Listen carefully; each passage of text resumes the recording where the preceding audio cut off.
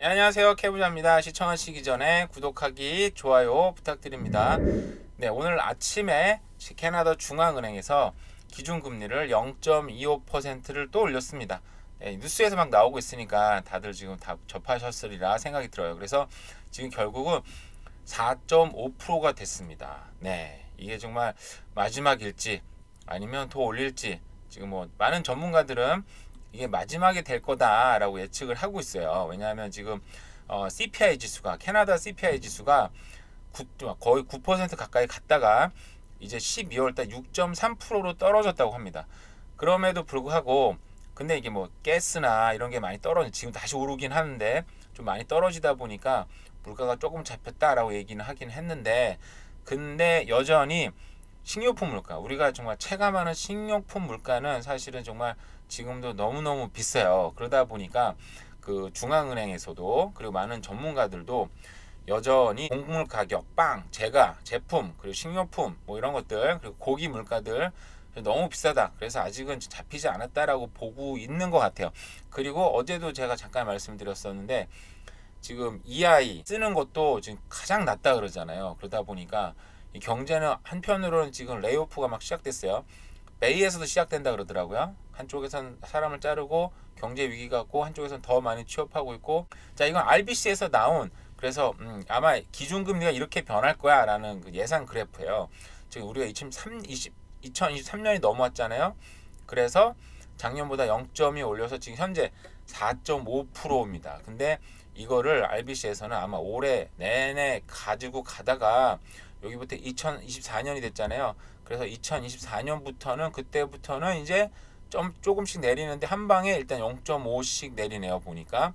그래서 2025년까지는 아마 3%까지 아마 떨어질 거다. 근데 이게 지금 앞으로 2년이에요. 지금 2003년 1월이니까 앞으로 내년부터 떨어지지만 야 2년을 더 기다려야 3%대로 떨어진다.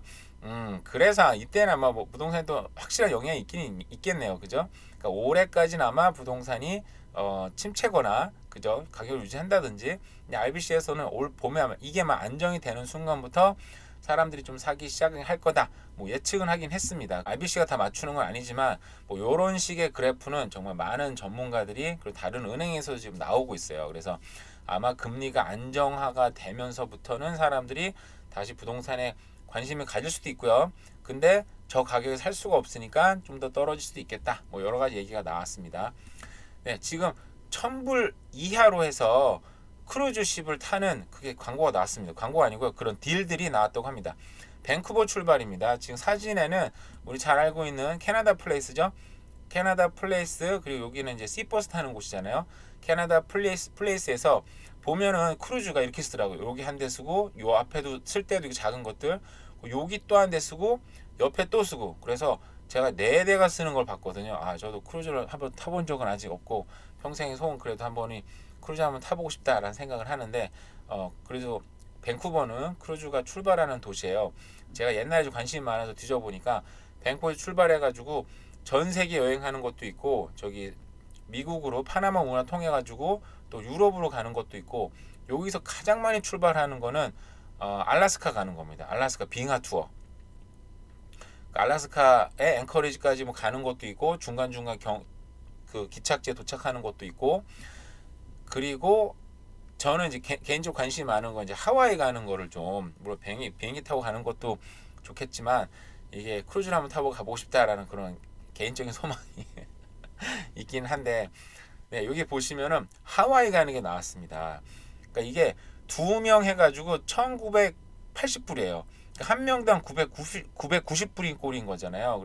여기 보시면 딱 클릭을 하면 관련 사이트로 넘어갑니다. 이제 엑스피디아에서 나온 건데 이게 보니까 여러 가지 옵션이 있더라고요. 저건 물론 이제 최저가고 사진에 나온 것처럼 네, 창문이 없습니다. 그러니까 그 캐빈인데 창문이 없는 캐빈인 거예요. 여기 보면은 그 아까 액면가 그대로 나오면 105, 175 스퀘어핏에 두 명이서 들어갈 수 있는 거죠. 그래서 액면가 그대로. 근데 거기다면은 뭐 와이파이도 있고 뭐 여러 가지 제공이 된대요. 근데 추가 비용을 조금 더 내면 여전히 지금 어베일러블 합니다.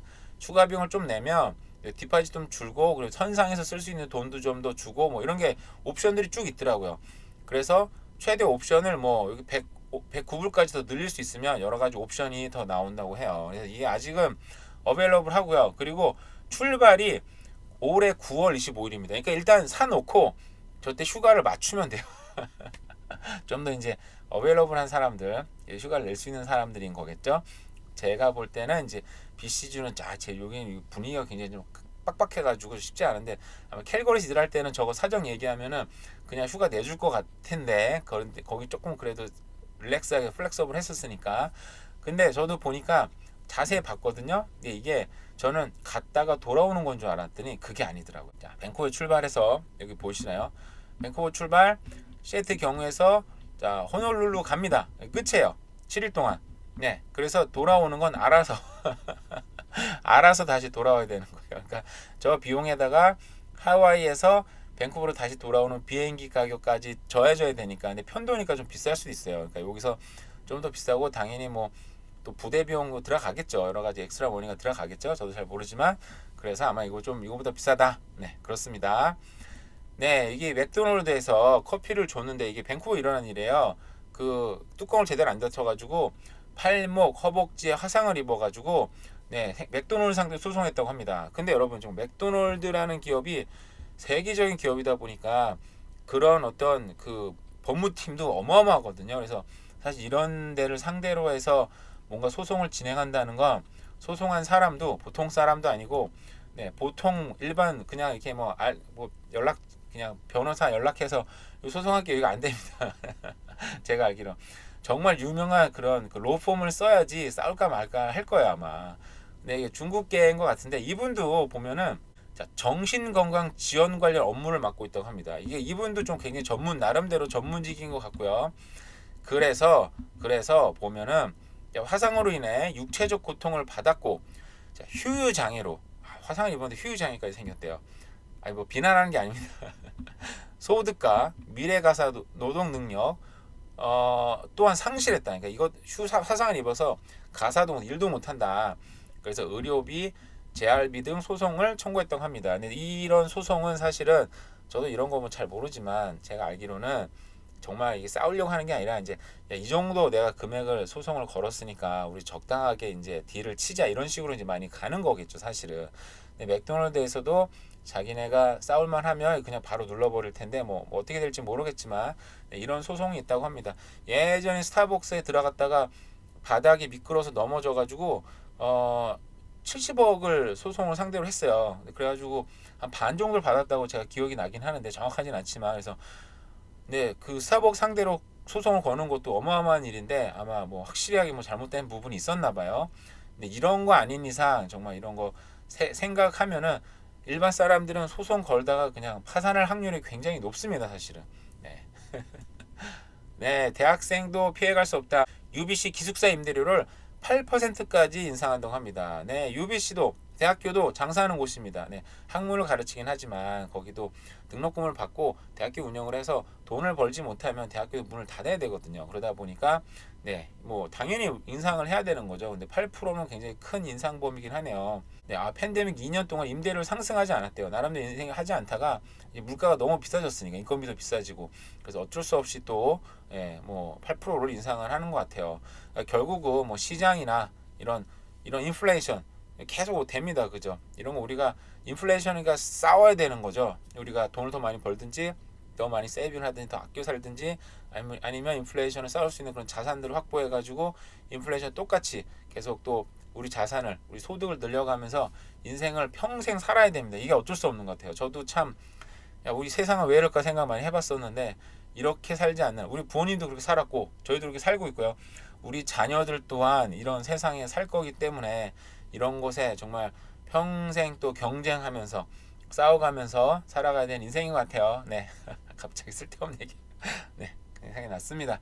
네, 오늘 하루도 아주 오전인데 비가 오락가락 하더라고요. 오늘 하루도 좋은 하루 보내세요. 감사합니다.